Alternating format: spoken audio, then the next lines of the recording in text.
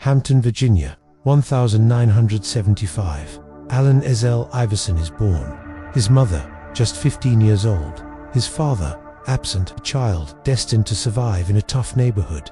Basketball was his refuge. He was short, thin, but faster than everyone else. From a young age, he understood that ball could save his life. In high school, he dominated 2 sports. In basketball, he was lethal.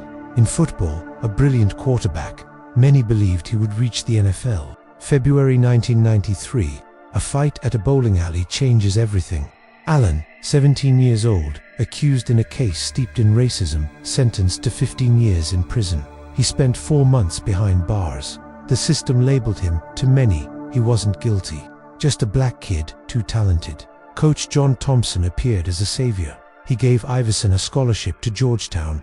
He gave him a second chance. In college, he exploded. Defense, speed, courage. 2 seasons were enough to make him a national star. The NBA was waiting. The Philadelphia 76ers selected him first overall in the draft. A boy who had been in prison was now the face of a historic franchise. From the start, he broke rules. Jewelry, tattoos, rap, braids. He played fast, lived fast. The NBA didn't know how to handle him. One eternal moment he left Michael Jordan behind. More than a move, it was a challenge. Iverson didn't respect hierarchies, but his authenticity annoyed people. Criticism over his clothes, his attitude, for being himself. Allen didn't want to fit in. He wanted to resist. He escaped prison, reached the NBA, and was already a superstar. The question was, would he lead Philadelphia, or would the system destroy him before he could succeed? 1999, Iverson is already the leader of the 76ers. His style, explosive, unpredictable, impossible to control. Some love him, others hate him. Conflicts from the start. Allen didn't follow corporate rules. Later rivals, controversial interviews. To the NBA, he was a headache. To Philadelphia, a lifeline. 2001, a historic season. Iverson averages 27 points per game. The city idolizes him. Critics attack him. His rebellion becomes his brand. His braids, his tattoos, the way he dressed.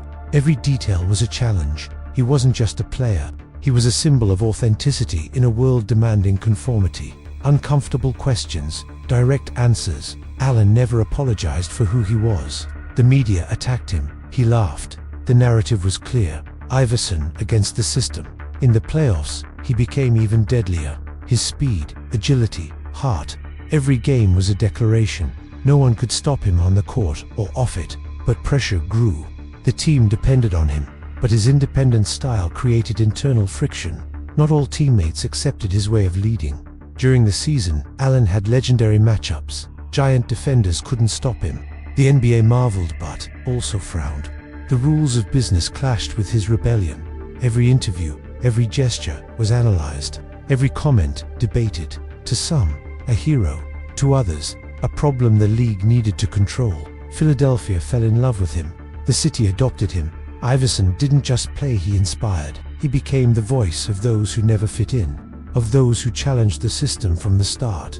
But the 2001 season held a greater challenge, reaching the NBA Finals. A team without other stars surrounding him, a style that annoyed executives, and a player who refused to give up. The road to the finals was filled with obstacles, rivalries, criticism, injuries, media pressure. Allen Iverson was about to face his greatest test, proving that his rebellion could win a title or destroy him. June Doyes Muyun Philadelphia 76ers versus Los Angeles Lakers. Iverson, 26 years old, absolute leader. The city is euphoric. Nobody gave them a chance. Pre-game warm-up, his speed, his unpredictable moves. Allen knew he faced the champions, a consolidated team led by Shaquille O'Neal and Kobe Bryant. Shaq, an unstoppable giant. Every penetration by Iverson seemed destined to crash into a wall, but he didn't stop. Every point was a declaration. No one controls Iverson. Game 1, Iverson scores 48 points, 3 after 3, impossible drives. The Lakers are stunned. The boy who defied the rules challenges the champion, but the Lakers didn't give up. Every defensive adjustment, every strategy. The series became a clash of worlds. Corporate discipline versus pure rebellion. The crossover that made history. Iverson leaves Lou behind, sinks the shot, then points to the opposing bench.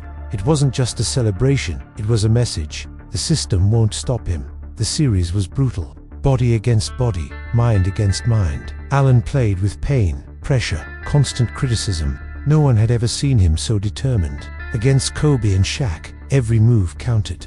Allen knew he had to overcome not just the rivals on the court, but the system that doubted him since his days in Hampton. Philadelphia embraced him. Every point by Allen was celebrated as a victory for the city. Every basket, a blow against those who criticized him, those who underestimated him. Before facing the Lakers, the 76ers defeated Milwaukee and Toronto. Iverson carried the team in every game. He was small, but he moved giants. His leadership was real, but the finals would be another story. Shaq dominated under the rim. Kobe pressured him relentlessly. Iverson fought against a physical and mental wall.